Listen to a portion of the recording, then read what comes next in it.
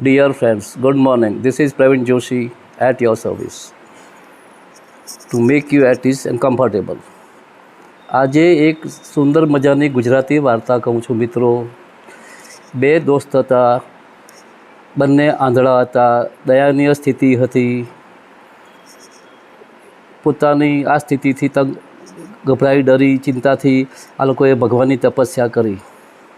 એમની તપસ્યાથી ભગવાન ખુશ થઈ ગયા અને એમને બંનેને પ્રગટ થઈને કીધું, ભાઈઓ, તમારી તપસ્યાથી હું ખુશ થયો છું, પણ હું તમને એક જ વરદાન આપું છું. એક વરદાનમાં તમારે જે માગવું હોય તે માગી શકો છો. પહેલો મિત્ર હતો બ્રાહ્મણ. એણે કીધું, હે ભગવાન, મને મારી આંખો પાછી આપી દે અને આખી દુનિયા હું જોઈ શકું, માણી શકું, ફરી શકું, વરી શકું.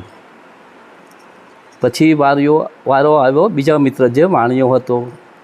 વાણિયાઓ હોશિયાર હોય છે એવું આપણે આગળથી જાણીએ ને માનીએ છીએ.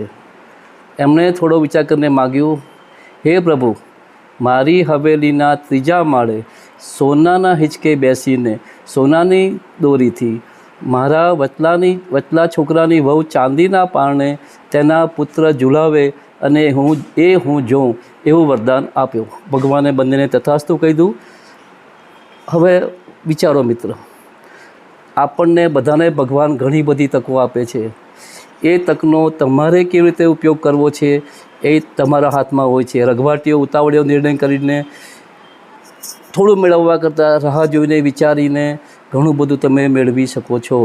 ઉપરની વાર્તામાં વાણિયાએ આંખો માગી, 3 માળની હવેલી માગી, સોનાનો હિંચકો માગ્યો, ચાંદીનું પારણું માગ્યું, 3 છોકરા માગ્યા, એને એનતા વચલા છોકરાનતા બી વહુ માગી અને પોતાની આંખો તો માગીને જ. આશા રાખું તમને મજા આવી હશે. Please support. Thanks a lot for listening to me. Buddies, this is Praveen Joshi once again on your mobile screen.